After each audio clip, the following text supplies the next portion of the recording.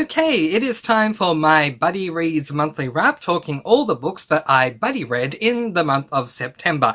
I do this for a number of different reasons, one of them being so that I can spend more time discussing these books with you guys than the time that is rather limited with my actual monthly wrap. So let's jump right in. I buddy read 3 books this month on the Mr. Francy Buddy Read Discord, link in the description below. I had 2 adult books and 1 YA, 1 contemporary, 1 thriller, and 1 classic book. So let's get into all of them. The first book that I buddy read in the month of September was this book. I'll put it over here because the lighting always seems to go down when I put the book on that side. A Little Life by Hanya Yanagihara. This is an adult contemporary book. Some people call this book an adult LGBTIQ plus book. I understand why. There are LGBTIQ plus themes in this book. However, I don't view it as your standard LGBTIQ plus book. I categorize it as an adult contemporary because to me this book reads as a book that has extremely hard-hitting contemporary topics. I have a spoiler-free and spoiler review of this book. I'll leave it up there, I think, but it could be there. Could be one of the two. I don't know. It's somewhere up there so that you can go ahead and check that out because I go into a lot more detail about this book over there. What I'm going to say here is that yes, this book deals with some extremely tough contemporary topics, and they are tough to the point that they may be triggering issues for some readers. So please do be mindful of that. I list all of the triggers in that review over there, so check that out before you go into this one. I did not know. Well, I knew that it was going to be a tough read because this book came highly recommended from Michelle from booktube channel Books Michelle, who is absolutely wonderful. And she knew that it was tough going in, and then she was crying by the time she got to the end of the book. She never cries with books, so that said a lot. I wanted to see how I would go. So I knew that it would be tough. I didn't know it was going to be this tough. So please make sure to check out that spoiler-free and spoiler review to see if those triggering points are going to be triggers for you, because mental health definitely comes first. In saying that, the premise of this book is, well, it is an omniscient narration, which means that the author can go into the mind, the thoughts of any character at any given time, whether it be at the beginning of a chapter, halfway through a chapter, towards the end of a chapter.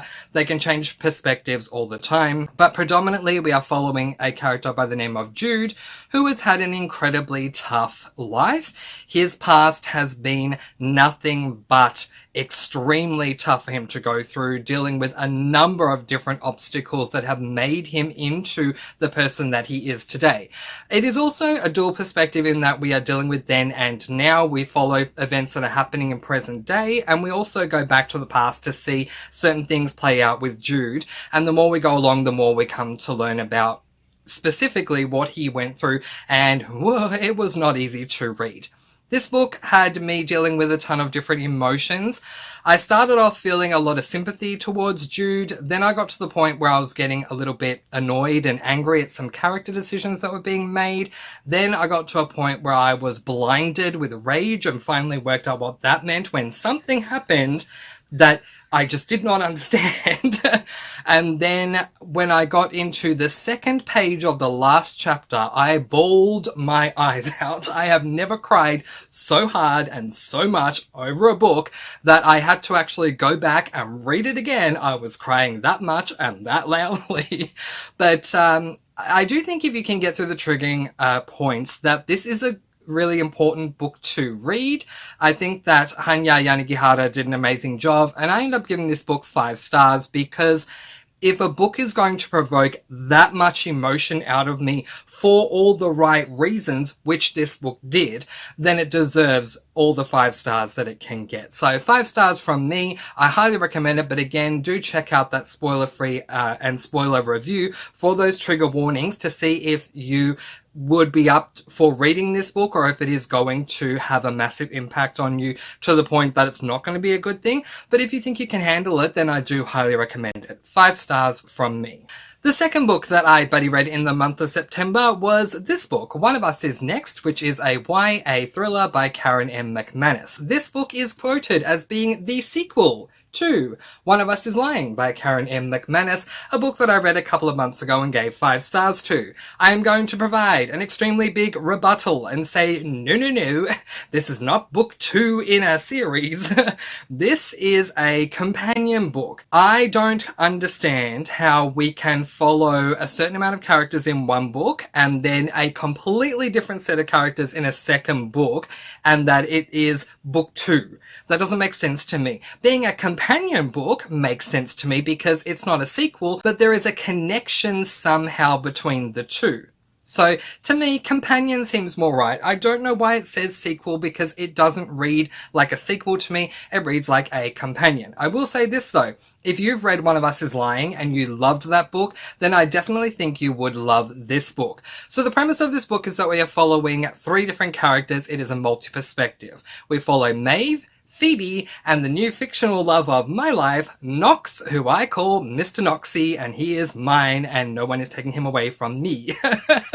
For the longest time now, I've been saying that my only fictional boyfriend is Kelsia from The Final Empire, and now Noxy is there as well. I absolutely love him. So the premise of this book is that we follow these 3 characters who are trying to work out who a cyber stalking antagonist that is trying to play truth or dare with everyone in the high school actually is. Who is this person and why are they doing this? So the point of the game with truth or dare is that randomly a student at the school is going to be asked truth or dare. If they take on a dare and don't do it, or if they choose truth, or if they don't respond, then a massive truth is going to come out about them that will cause shock waves through the high school. So I loved the idea of this game. My problem was that the first third of this book had to do with spending time to get to know the characters so that we could get invested in them. I had a big problem with that, especially considering that this book is marketed as a sequel to book 1 in this One of Us is Lying series.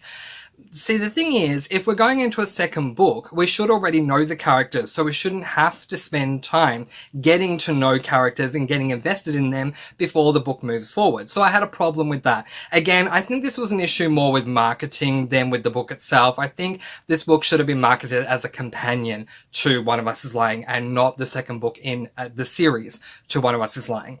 In saying that, I thought the idea for the game was wonderful, but because we spent a lot of time focusing on getting to know these new characters, a lot of time was taken away from the actual game being played and focus being on the game because the focus was now on our characters and getting to know them, and that did annoy me. But from about the second third onwards, we really started delving deeper and deeper into the game, and I really did appreciate that. I also appreciated getting to know my Noxy's perspective. He has also had a tough life, and it was great to see his character arc throughout the duration of this book. The first reveal, we get 3 reveals in this book, so I'm not going to say what they are, but I will say we get 3. The first reveal, I was really happy because I called it. Then we got a second reveal. The second reveal, my reaction was, okay, this makes sense. Then we got a third reveal right at the end of the book, and that third reveal had me going, oh my gosh, but I have a problem. The third reveal happens, and then there ain't no book 3. So I want to see more. I thought the final reveal was so good, but I need to see more. We can't end it that way. So I don't know if Karen M. McManus is planning on writing a third book in the series, or in my mind, a third companion, but I hope she does, because I've enjoyed this series, well, this companion series, so far as a whole. Despite its slow start, I ended up giving this book 5 stars because the reveals were just that good. The final book that we buddy read over on my Mr. Francy Reads Discord was our classic book of the month of September, and that was The Adventures of Pinocchio by Carlo Collodi, who is an amazing Italian author. And what I did not know before I went into this book is that originally the book was written in Italian and then it was translated into English. The book, you guys might know the story of Pinocchio because of Disney and other reasons, I guess. But one thing you may not know is that this book did not gain the popularity, fame, attention that it did until it was translated into English. Apparently, according to the history of this book. When it first came out being written in Italian, it didn't do that well. Then it got translated into English and we ran with it, those who read the English version. So, fantastic stuff.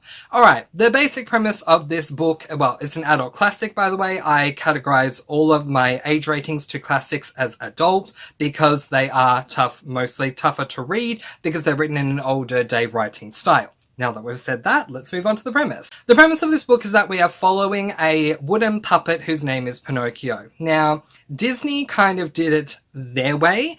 Carlo Collodi did it his way, so things are very, very, very different in the original canonical work compared to what Disney did. I was very surprised at just how many creative liberties Disney took. So I don't want to give away too much. I'll just say we're following a wooden puppet by the name of Pinocchio, who is alive even before he is constructed into being a puppet. That didn't show up in the Disney version, but I can tell you that because that's part of the first chapter. Anyway, Pinocchio goes on a ton of adventures. This book is very formulaic in that either through the course of a chapter or 2 chapters, every chapter or every 2 chapters, Pinocchio goes on another adventure where he ends up facing a moral dilemma and he has to decide which way he is going to go and how he's going to deal with it. Most of the time, he decides to opt for the selfish choice rather than the selfless one, and then he is so sorry and so regretful by the time that he gets back home at the end of whatever chapter it is, and promises that he'll never make the selfish decision again, but then he keeps making them. Anyway, the book ends really well, and I decided to give this book 3 stars originally. Post-reading this book and having given it 3 stars, I did some research on Carlo Collodi and his inspiration to write this book. And what I found out was that this book was written during the time period where Italy was trying to gain its own independence. Carlo Collodi was struggling big time at the time with this shift in independence, and he was having a personal internal struggling situation, trying to decide between whether he should do what he wants to do or what everyone else just expects him to do. And so, in a way to work through this issue, he wrote Pinocchio. That really impressed me. This is not only a book, but this book serves as an allegory for what Carlo Collodi actually went through. That made me bump my star rating up because I was really impressed by that. I wondered how it came about, and now knowing made me really, really happy. So I gave this book ultimately 4 stars.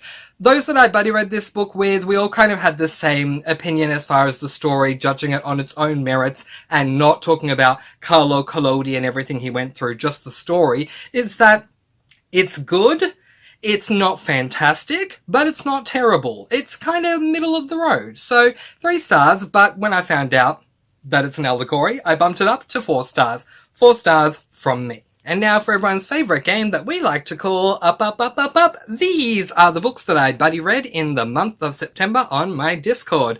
What books did you buddy read in the month of September? Let me know in the comments below. But in the meantime, that is where I'm going to leave it. I hope you've had a wonderful September, and I will see you again soon. Letting you guys go peace, blessings, and so much love. I post videos every Monday, Wednesday, and Friday. Mwah! Happy reading!